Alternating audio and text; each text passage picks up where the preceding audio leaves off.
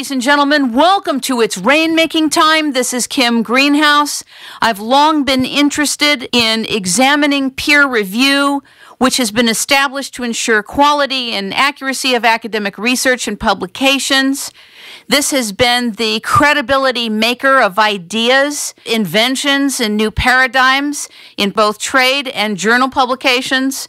Peer review ensures that an article, and therefore the journal and the scholarship of the discipline as a whole, maintains a high standard of quality, accuracy, and academic integrity. This is what it's known for.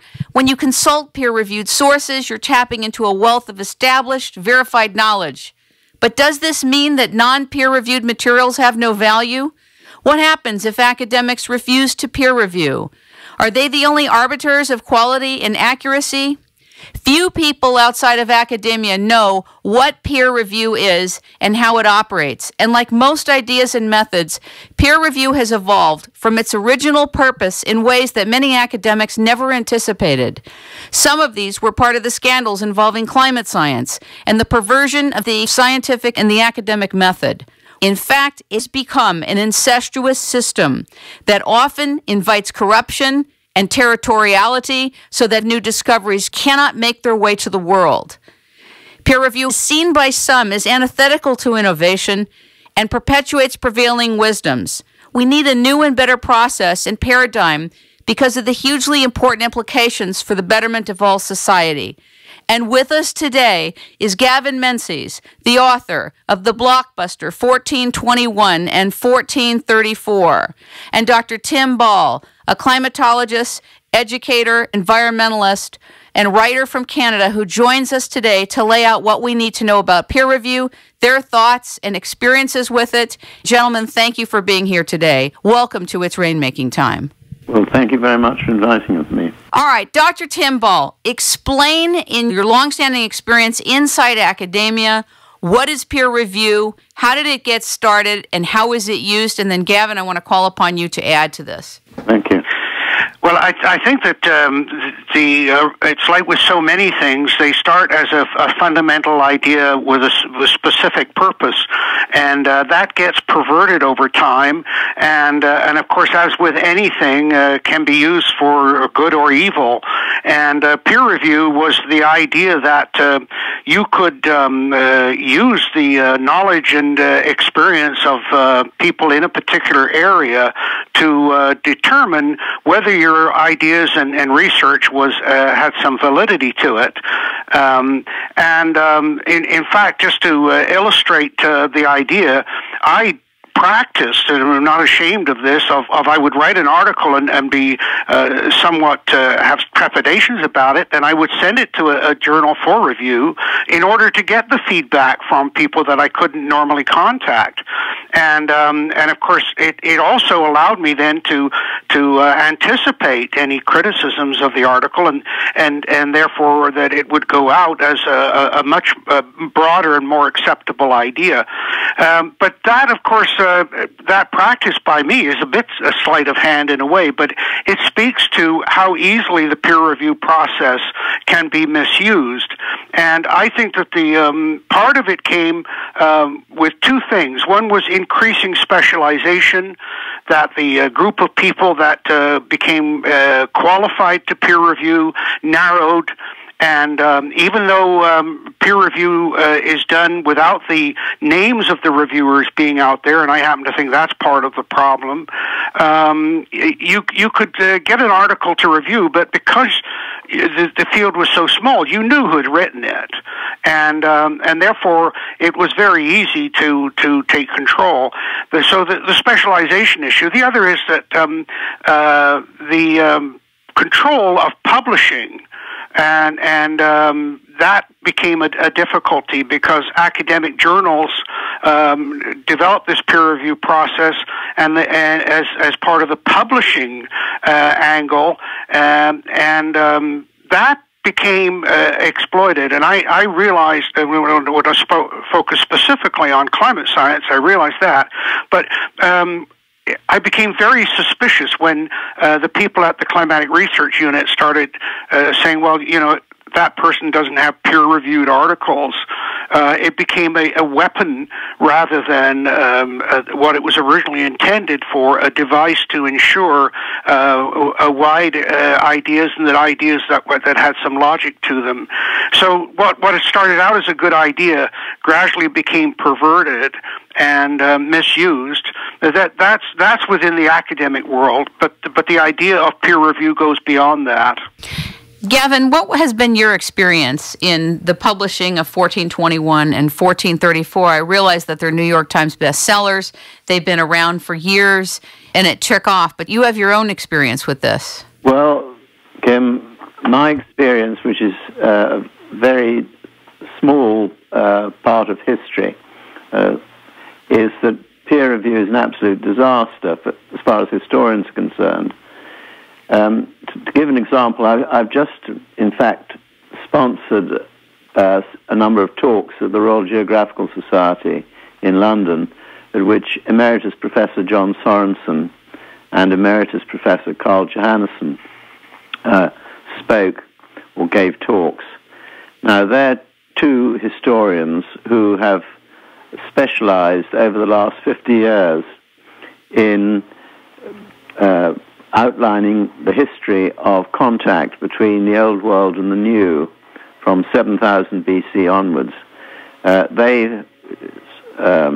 Sorensen has published a book with Martin Reich, Pre-Columbian Contact Across the Oceans, which lists out no less than 5,000 voyages between the Old World and the New before Columbus. And scholars can read this enormous tome, which is 1,200 pages long. He and Johannesson have collaborated in a book about pre-Columbian contact across the oceans as evidence in the distribution of plants. Now, these two very learned professors get absolutely nowhere. They can't get a commercial publisher to publish their books. The reason being that they're absolutely frozen out, as far as I can see, of the academic world because they challenge the notion that Columbus discovered America. Now, as far as I'm concerned, the concept that Columbus discovered America is absolutely ridiculous. He had maps. He accepts the fact he had maps. They came from an Italian called Toscanelli, and they were copies of Chinese maps. And the contract which Columbus signed with the King of Spain, Ferdinand, wasn't anything about going to China. It was that he was to become viceroy on behalf of King Ferdinand of the land the other side of the ocean. So if you've got maps of the place you're going to sail to, and you've got a contract saying you're going to be viceroy of the place when you get there, how on earth can you say that you've discovered the place? And in fact, he never did argue he discovered the place. So the whole concept of Columbus discovering America is absolutely ridiculous, and it's only there because it's buttressed by the fact that anyone who challenges it gets frozen out by the peer review historians who stick to the ridiculous assertion that he did discover America. So I think it's absolute catastrophe. It muzzles historians. It prevents the truth being put out for people to learn, and as a result, we have history, as it's currently taught, is just one long fairy story. Kim, can I support and comment on Gavin's assertion? Yeah, go ahead. That his experience is just a very small part of history. In fact, I would argue that it's a much larger part of what has been going on. I worked with Sam Balfe, who was one of the youngest cabinet ministers here in British Columbia, and became very, very interested in the visits to the west coast of British Columbia here, or Canada. And he was particularly interested in the voyage of Sir Francis Drake. Yes. And of course, he ran headlong into exactly what Gavin is talking about with regard to Columbus. And In fact, I had to take Sam aside a couple of times because he was saying, look, what are the academics going to say? How can I get around the academic attacks and so on? And I said, look, they're going to say what they're going to say. You can't write or operate with that as your controlling factor. And of course there, the prevailing wisdom, which is of course is what Gavin is talking about, I think, with regard to Columbus, the prevailing wisdom was that Drake had discovered San Francisco and that he had only visited that part of North America and so on. And of course, it was completely untrue. And it was part of the difficulty of what was, of course, that they were ignoring the historical fact that Queen Elizabeth had specifically sworn Drake to secrecy about what he had done, and that's in the historic record. He was actually looking for the Northwest Passage from the western side of North America, and this was part of Elizabeth's larger geopolitical strategy. But Sam's experience with the academics, and then, of course, once he published his book, they're trivializing of it, and all you have to do is go and look at the reviews of it. I mean, they're specious and nasty because, of course, people are preserving their academic turf rather than developing the full and human history that is out there. And I couldn't agree with more with Gavin, except that I would argue that his experience is part of a much larger problem. So, Tim, what's the answer? There must be many people who think like you and I out there. How can one harness their energies? Well, I think that one of the things that I always do, and I think that what you've tried to do, is you and I mentioned the problem of specialization, is you must constantly look at everything in the larger context. Now, what's happened in academia is there's two things. One is that the growth of specialization to the point where to generalize, that is, to put things in a larger context, is unacceptable. And the dictum has become to generalize is the mark of a fool, to specialize is the mark of genius, when in fact history is generalization. And I presented this argument, Gavin, in the context of that geography is the stage and history is the play that's played out on that stage. Yes, you can study them independently, but you really don't start to understand them unless you put them together. Now, that's one of the problems. The other problem is that the academic world has very, very narrowly defined intelligence, and so it excludes common sense, wider perspectives. And by the way, that specialization has virtually destroyed history as a discipline. I remember talking about the weather conditions when Cardinal Richelieu was in power to a guy who'd done his doctoral thesis on Richelieu. He knew nothing about what was going on around Richelieu. He just looked at the man, in an absolute vacuum. And this is part of the problem. So when you come along and say, well, look, you can't take what was going on in that particular year out of the larger context, then immediately you then are attacked by all these specialists whose own particular very, very narrow tunnel vision view is against what actually happens. Yes. Gentlemen, I want to read something to you. The University of Texas at Austin. They have a website, and their byline is, "What starts here changes the world." Now, I love Texas. I love Austin. Love Betty Sue Flowers, who used to teach there. But I want to tell you how pervasive the spin of translation is about peer review. It says peer-reviewed journals. It's a paragraph. It says, what does peer-reviewed or referred mean? Peer review is a process that journals use to ensure the articles they publish represent the best scholarship currently available.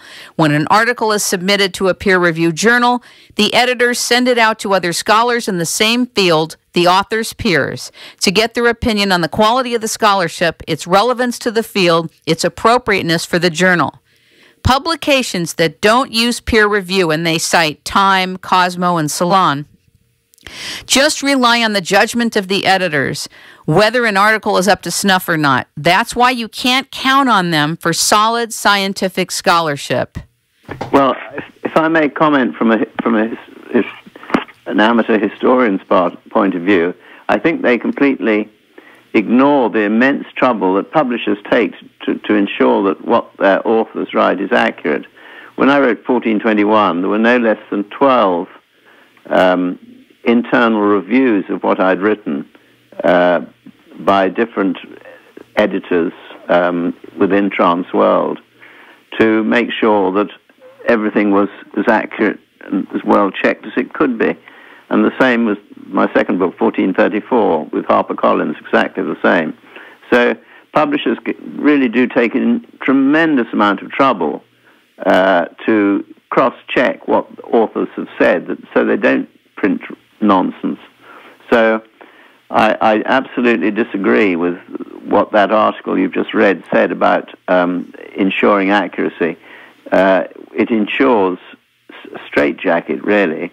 I didn't agree with what was written, but I wanted you both to know how pervasive the falsity about what it is in its tremendous high regard as a process for establishing, quote, credibility. Yes. And that it's not a mature instrument for the establishment of credibility. It's going to be as low level as the people evaluating and reviewing what's being presented to them. Well, Kim, I totally agree with Gavin about the role of editors and their checking of the facts and going to people with anything that's published. A good editor is absolutely essential to any publication. But beyond that, that definition of peer review, of course, is self-serving because it's prepared by an academic community. Absolutely agree. Right, and so you end up with what I called many years ago peer review censorship. Now that works in several ways. One is, of course, that if you're the editor of a journal, even if it's very, very narrow in its focus, say something like the Journal of Sedimentary Petrology, you as editor are going to get an article and you're going to say, well, who are the experts? Yeah. And of course the experts are those that are dominant in the prevailing wisdom. And unfortunately nowadays the ones that are getting the most funding. And so you send it to them. They, of course, are going to look at it and decide, and I use these terms deliberately, whether it is heresy or not. If they consider it heresy, that is, that it doesn't support their view, then they're going to recommend that it not be published. And, of course, what that does is predicate against the very idea of scholarship, of wider views and different views and different perspectives on things. And, of course, we saw how easily that approach was perverted because of putting people in place as editors who were going to select the reviewers that were wanted. Yes. Right? And also, we saw the case with the Climatic Research Unit where one editor dared to publish an article that questioned what was being said, and they actually got the editor fired. And so when you look at how the system was used and corrupted by these people, it underscores all of the serious limitations of this very narrow, incestuous idea of peer review. And what's also interesting, by the way, Kim, is that in the Wegman report that looked at the infamous hockey stick, which was at the key or at the center of the thing, it was a statistician who picked up on the problems. It wasn't even a climate scientist. He happened to be at a conference where this graph was put up, and because of his expertise in graphing and statistical procedures, immediately knew that this had been falsified. And yet that article had been peer-reviewed by other people, the other experts in that particular area.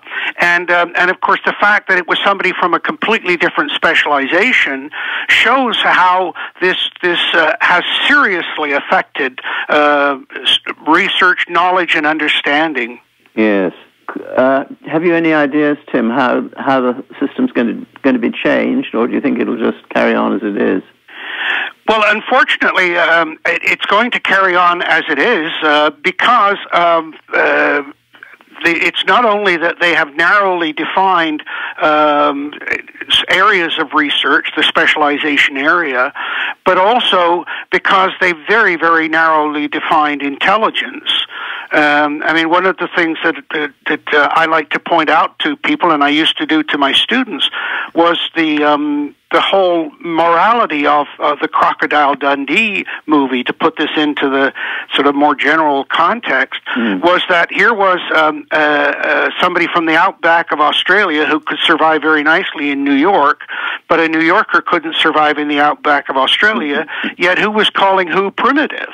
Yeah. And of course, the knowledge and skills necessary to survive in the outback of Australia were totally different than the ones that were necessary to survive in New York, although they're getting dangerously close to each other. But this I use as an example to illustrate how this kind of tunnel vision restricts your chances of getting at the truth and getting at what's really going on. And I think that, to me, goes to all of the attacks you suffered and the ones that Sam Ball suffered, because what Sam was doing was looking at, well, okay, these are people. How do people behave? How would they react?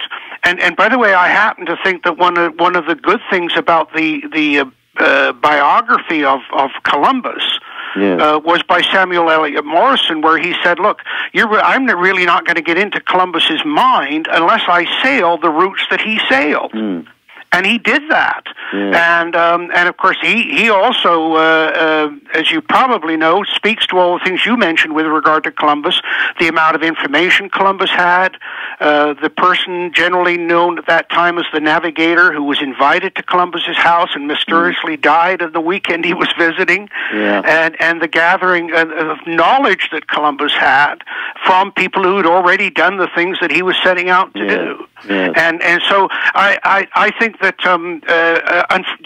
back to your original question, I think that until we break this control over information and knowledge out of the academic realm, and to me it's just it's almost the evolution of the original town and gown fight that went on in the Middle Ages, and the gown won the fight and said to the town, "You can't tell us what to say or think, but keep sending the money to support us."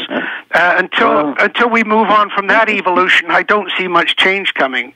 Well, I think, Tim, to take up that point about money, I think that's where the change might come, because I think it's fair to say there is an almost insatiable appetite by the public for revisionist history. They just don't believe anymore the traditional history has taught that Columbus discovered America and Magellan was the first to sail around the world. And academics really cannot write populist books which satisfy this craving for revisionist history, because they've got to stick to the party line. So academics writing history books sell maybe 500 or 1,000. And then revisionist historians who aren't bound by the rules of etiquette and peer review sell in hundreds of thousands or millions. And there is a yawning disparity between the money that the two receive. Academics get peanuts, they rely on research grants, whereas populist or revisionist historians who sell to a worldwide publisher get enormous advances. And I think sooner or later academics will say, well, hold on a moment, why don't we join this bandwagon and dump peer review and make the books the bestsellers? You know, Gavin, you've done something very unusual that very few people have done around the world. You have open-sourced research and discovery. You've open-sourced it in a way where people that have a connection to the subjects that you're focusing on are assisting in bringing through research and information and data from all over the world. So you've actually turned the subject and are using and calling upon the collective energy of people around the world to participate in an open source process of discovery with you, which is why it's working. And then you're free and clear to proceed. Yes. Well, I think the public, I think to a certain extent, if I may say so, we're all historians now because of the internet and the websites. And that there is just a fantastic amount of information out there which anyone can access. And therefore you don't really need to be a professional historian anymore. As long as you cross-check the facts, just about anyone can write history by using Google and the web. Well, just a couple of comments about those last two ideas. And Kim, I fully support what you're saying about Gavin's work.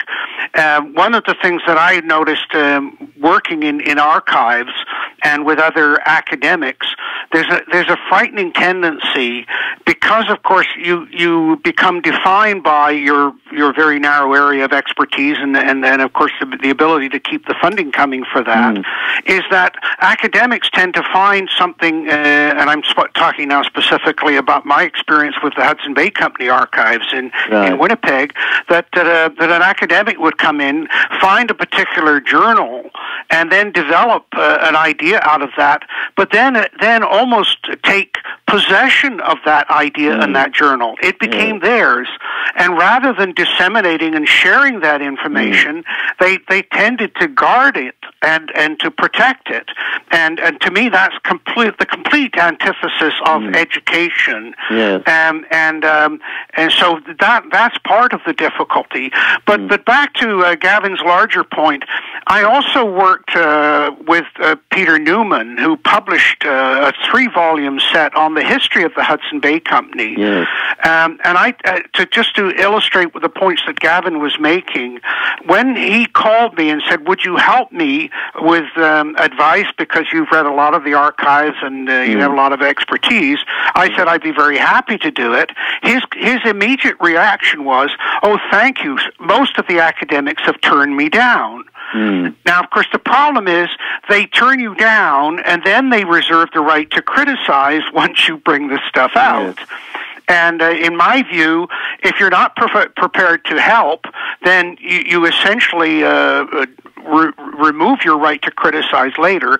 But what was interesting about it was that in those criticisms, they picked on their own particular little specious area and say, well, look, he's got this wrong, or he's interpreted that wrong. And that little error became sufficient to throw out the whole general thesis of the book, or the volumes. Yeah. Now, Gavin, what was interesting was that the keeper of the archives, who, of course, had a much broader context, she said, no, these 3 volumes really captured the whole historical context of the company and its role, because it was essentially a business.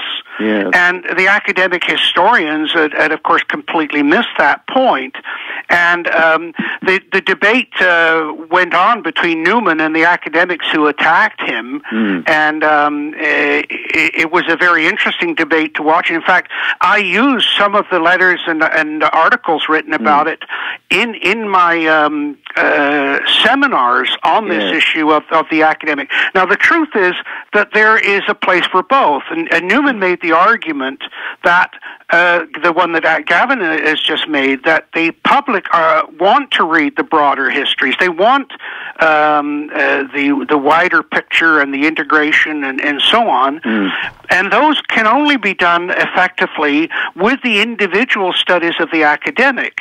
In other words, if the academics were only to smarten up, they would realize that without the general histories being out there, the taxpayer who would read that are not going to be willing to fund their specialized little studies. And so that they both need each other, depend upon each other, and yet because of the narrowness of that has occurred in academia, they're fighting against each other, and it's just silly. It hurts research, and it also hurts history and understanding of history and the human condition. Tim, can you explain the part of peer review when you submit a paper? Was it you who said to me that you don't get to know who your reviewers are? Well, and of course, one of the things that happened with the climatic issue was that they were writing to the editors and saying, well, who did the review on this? And the editors would use the excuse that they're not required to disclose who the reviewers are. My argument all along has been that you have every right to face your accuser. That's a fundamental basis in law. That if somebody is going to criticize your work and tear it apart and could destroy your career, you have every right to know who that is and to respond to it. And so I think one of the first things that is absolutely essential, goes back to Gavin's question about how do we change it, is that you disclose who the reviewers are. I don't think I have any right to write negative things about anybody or their work without that person knowing who I am. And if I'm not prepared to know them to know, then I shouldn't be saying it. Yeah. So, the lack of transparency is a problem. Part is unacceptable. The lack of transparency in the review process is integral to its corruption of science, of information, of discovery. So the first thing out the gate is the transparency has to change. It has to be available. Yes, and by the way, just to sort of carry that idea on a bit, because it wasn't just in peer review that I saw this incestuousness developing, but it also occurred in funding. So if you applied for funding for a project, and let's say Gavin was in a position where he needed to get some funding to do his book, then the request for funding was sent out to peer review, if you want. Should we fund this? Yes. And of course, when I sat on committees that were looking at requests for funding, you knew who was asking for the funding because of the way that they asked for it and the way it was done. So there was also control of the publication or the actual beginning of the research, even before you got to the publishing level, by controlling who got the funding and who didn't. So this peer review goes beyond just the publication part of it. I must say, what I don't understand, Tim, is why people are prepared to fund such very narrow areas of research, which they seem to be. I mean, when you can write a book and get all the money you want through sales, which you can use to research more. I mean, I'm baffled by how people go about getting money to fund their historical research. Why people are prepared to put money up? Well, of course, this is another part of the problem, because most of the money that goes to academic research is now coming from government, and that's been set up by these group of intellectuals who say that we must continue to fund this work. And of course, the counter argument is that if you let it become commercial, that somehow then is more corrupting than doing it through government. But what we're finding out is that that's not the case at all, that the funding that's done through the marketplace is a much more rigorous and demanding measure of what has application and validity and interest to the society as a whole. So the funding issue, by the way, and here's a measure of what's been going on, Gavin, is that it used to be publish or perish. Now it's get funding or perish. Yes. You are more promoted in universities in the academic system based upon the amount of money that you're bringing in through these funding sources than you are from what you're publishing. Yes. And so I think that's part of the explanation for it. Well, one thing perhaps I could say is a sort of encouragement to people not to get too worked up about what people say in peer review. My experience has been that the public are really quite astute, in fact, extremely astute, and not that influenced by what other historians say. So, for example, when my first book, 1421, came out, it didn't sell particularly well to start with, and we were told that there was a famous historian going to be writing for a well-known UK paper, and he would give us a terrific chuck-up and say how wonderful my book was, and etc. Well, his review came out, and it was absolutely savage. He just ripped me to shreds, and then sales took off. So you can't tell what's going to happen. That's great. That's a great. Yeah. And by the way, I completely agree with you about the astuteness of the general public. One of the things that has kept me going through all of the nasty attacks and so on. Yeah. And by the way, the worst were from academics. Yes. Was this huge well of common sense in the ordinary people. Yes. And they're always accused of being slow and not perceptive and so on. But of course, their experience comes from having been gulled and conned before. Yeah. And so they sit back and wait till a much larger picture is out there. And the most common comment I get after a presentation is, "I had my suspicions, but I didn't know enough to know." Yeah. So it's not that they're necessarily not having a view, they're just not prepared to express it because they know they're going to be savagely attacked if there's any error in it. Gavin, how did you generate your initial funding to do your research? If you would be comfortable to share how that came about. I think a lot of people would be interested to know, just as an example. Well, I was incredibly lucky in that I came across what I thought was a story. When I was in China with my wife, we came across a story that the Emperor of China had sent a huge fleet around the world to bring everyone back to the Forbidden City in Beijing in 1421 for its inauguration. I decided to write a book about the year 1421 in China and Europe, and I took 10 years research in doing it, and then I managed to sell it to a small but reputable publisher, and he sent the book out for review, and one of the people who reviewed it said, did I know about a map which showed the Caribbean, which had been published in 1421, and I went and had a look at this map, and I could see it was the island of Puerto Rico and Guadalupe, appeared accurately drawn 70 years before Columbus. So that really completely changed my whole life. I realized there were maps of places accurately drawn before European voyages exploration started. So I then looked into Magellan, Cabral, Diaz, da Gama, see whether they had maps. And I found that all, by complete chance, I found over a 6-week period, by examining their records, that every single European explorer who set sail for the New World had a map of the place before he set off. And so I was just unbelievably lucky to stumble on that. And I found a publisher, Transworld, who really had guts, and they were convinced what I said was true. And they decided to publish and be damned, and that's how it all started.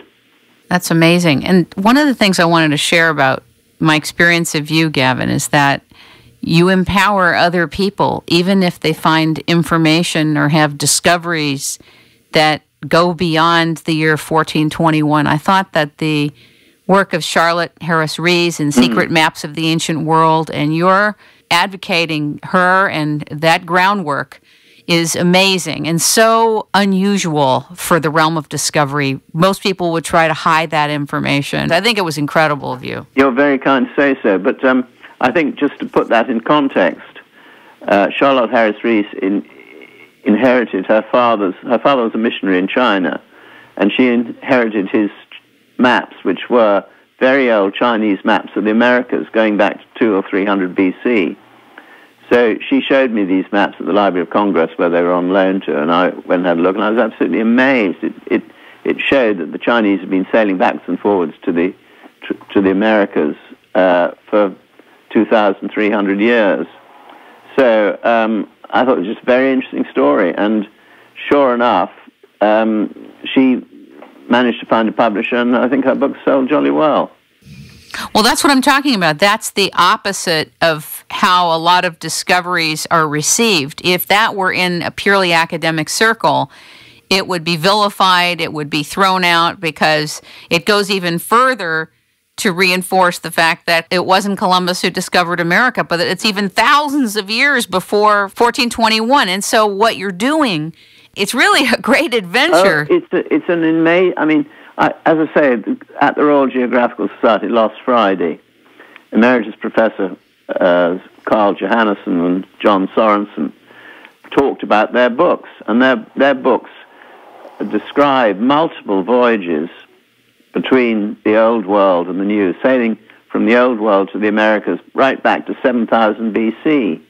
I mean, it's just been thousands and thousands of voyages before Columbus, which is why I think the whole Columbus story is absolutely ridiculous. Yeah, Gavin, before we came on the air, I mentioned to you that one of the books that had a great influence on me was Thor Heyerdahl's book. Yes. Not the Kon-Tiki, that was fascinating in itself, but the one that's titled Early Man and the Oceans. I must get hold of it. I'm afraid I haven't read it. Yeah, well, of course, Heyerdahl, you see, was ridiculed because he did not have academic qualifications.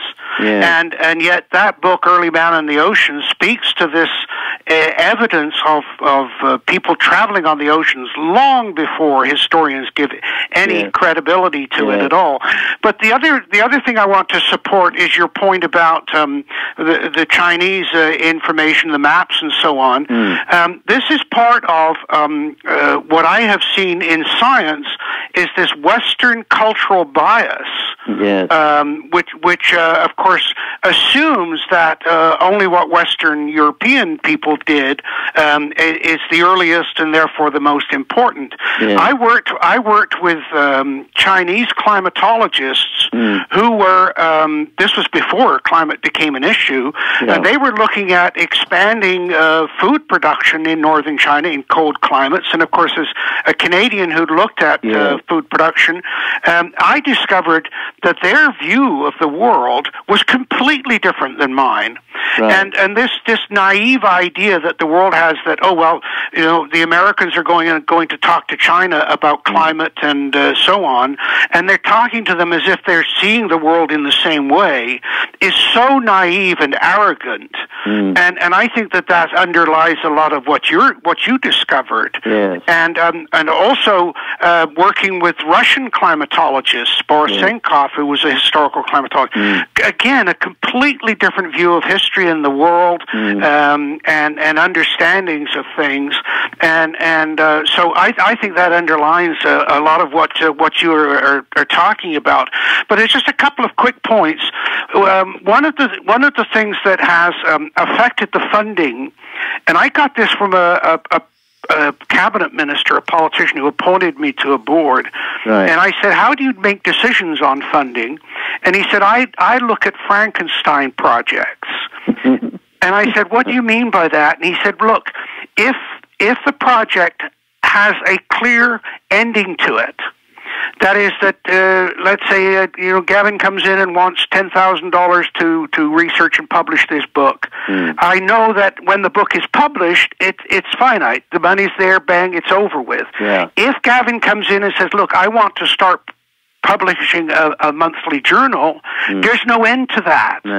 And not only that, but once it's been published for a year or two, now you're going, if you stop the funding, you're cutting off a privilege and a right and all the rest of it. And you have to keep feeding this monster. And so that affects how the publishing is gone. And one last little point, we've already talked about the role of the internet, but we should also talk about the role of the computer and word processing, because one of the things that is changing the publishing and running the power of the publishers, particularly in marketing, is vanity press. Now, the vanity press, one of the first ones in the world, happened to start in my hometown here in Victoria, called Trafford Publishing. And when I asked him why he called it Trafford, he was a Manchester United fan. But this is the idea that anybody can write a book. They can print a single copy for $7. They will provide the cover and so on, and you can print as many or as few as you want, and you can and they will also put your book on Amazon.com and Barnes and Noble, so it gets out electronically, bypassing the marketing control. And Vanity Press is really having a huge impact and opening up a potential for beyond academia. Yeah, this is like iUniverse, Lulu. There's many popping up all over the place. The trouble is that those books don't get edited. And so there's no... I mean, I think... Sorry? No, absolutely. I couldn't agree with you more, and that of course is one of the arguments against them. But if they're put out there, they're edited in the marketplace. They're edited by not getting any sales. Yes. And if they have some validity, what's interesting is how quickly a publisher will approach and want to take over the rights to that book. Really? I just did an interview last week with Joseph Lumpkin, who has written maybe 15 books on the lost books of Christianity, books that were banned from the Bible, the books of Enoch, Fallen Angels, The Watchers and the Origins of Evil, the Gnostic Gospels of Philip, Mary Magdalene and Thomas, the Book of Jubilees. It goes on and on and on. He had to do his own publishing because nobody would touch the research that he had done. He went all over the world to gather the ancient books, and people were not interested in publishing it. So he did his own publishing. But very important, if you want to go back and research something, or you're introducing something that is not more of the same, the potential for self-publishing. The nice thing is you can ask people to help edit your book. You can hire professional editors. You can do that. The other thing is you can dress your own publication. You know, it used to be that only the publishers could make the book look like it does, or name the book, or title the book, or put it in the category that it is. So you have much more participation in that. The thing about peer review now is that it is central to science, to knowledge that is allowed to move through academia and trade publications. Yeah. So at this moment in our human history, vanity publishing is the way to proceed, unless you're both suggesting something else in this transition. No, I think that Gavin's comment about editing has been one of the criticisms, but as I said, I prefer to leave that editing to again his idea about the marketability of the book. If the idea just simply has no value, it won't sell, and that'll be the end of it. It'll disappear even off of Vanity Press, and I think that's a better idea. But Kim, can I just introduce another, or not another idea, but another example earlier of the sort of thing that we're talking about. Go ahead. One of the the only time in history that I'm aware of that a publisher sold off the rights to a bestseller occurred with a book published by Macmillan called Worlds in Collision. Okay, this was a book published by a Russian.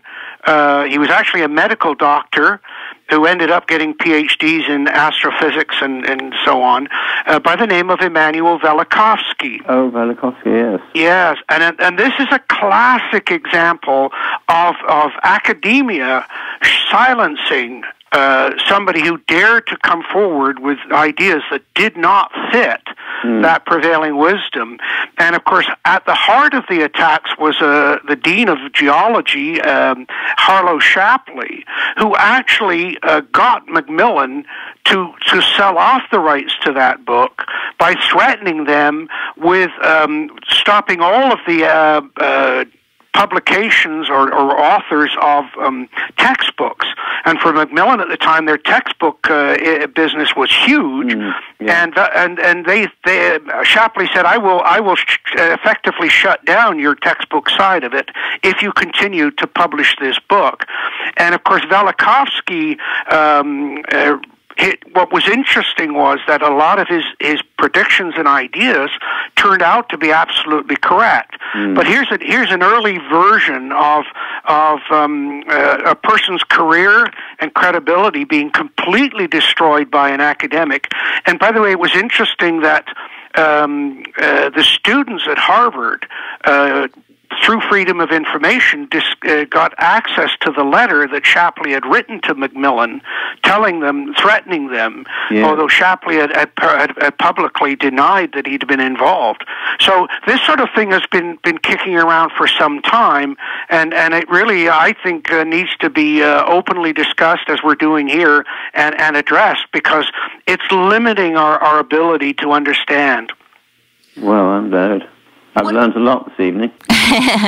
One other question before we close this segment today, and I really appreciate your participation, both of you.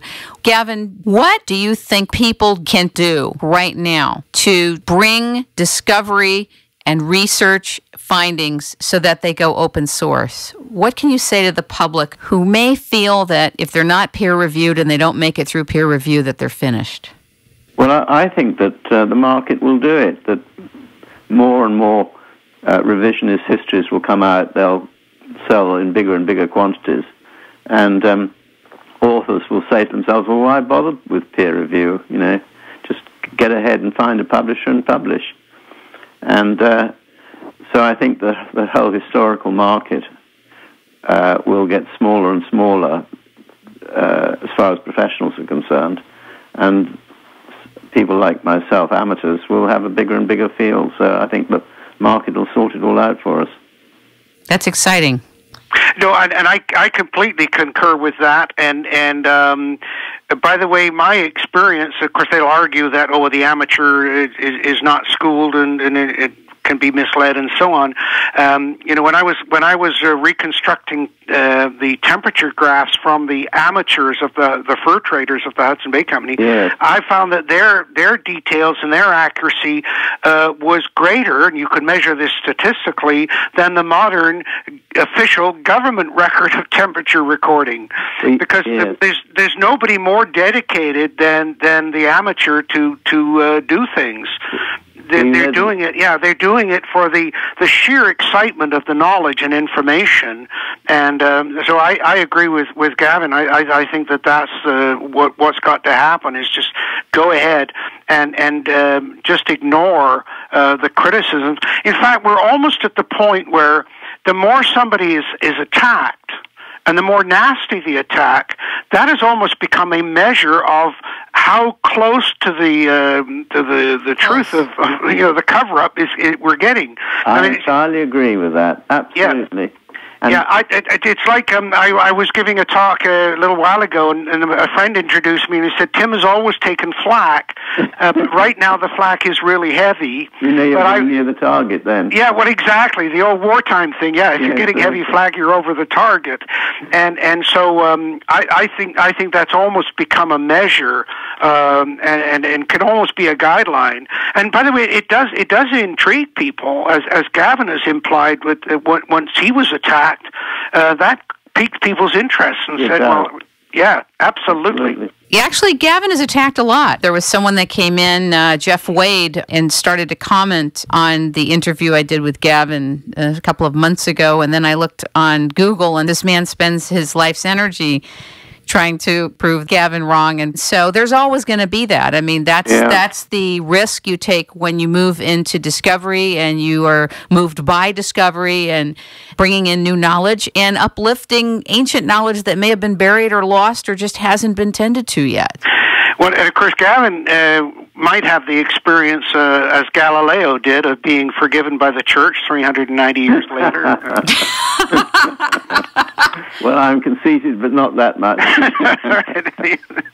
Yes, and of course that it also speaks to an issue here, Gavin. I think that this specialization, and particularly in science and the environmental issues, where it's become the new religion, that you defend it with the vehemence that this is a religious belief. Yes, I think that's quite true. Ladies and gentlemen, we have been speaking with Gavin Menzies, the author of 1421 and 1434, and Dr. Tim Ball, a climatologist, an environmentalist, and a teacher and writer from Canada who's joined us today for a discussion and an examination of peer review. And gentlemen, I really appreciate you being with us. If there's any last closing statements you'd like to say, please feel free to say it. Let's start with you, Gavin Menzies. Well, thank you very much, Kim, for inviting me, and Tim for teaching me so much. I've learned a lot this evening. I'm very grateful to be on your show. Thank you very much. And Tim Ball? Well, again, I concur with Gavin, and this program and the Internet that provides the access to it is a perfect example of how we can disseminate information in new ways that can only be helpful to understanding the world and moving ahead. Ladies and gentlemen, thank you for listening to It's Rainmaking Time in our examination and discussion of peer review with Gavin Menzies and Dr. Tim Ball. Thank you very much, gentlemen. Thank you very much. Good night.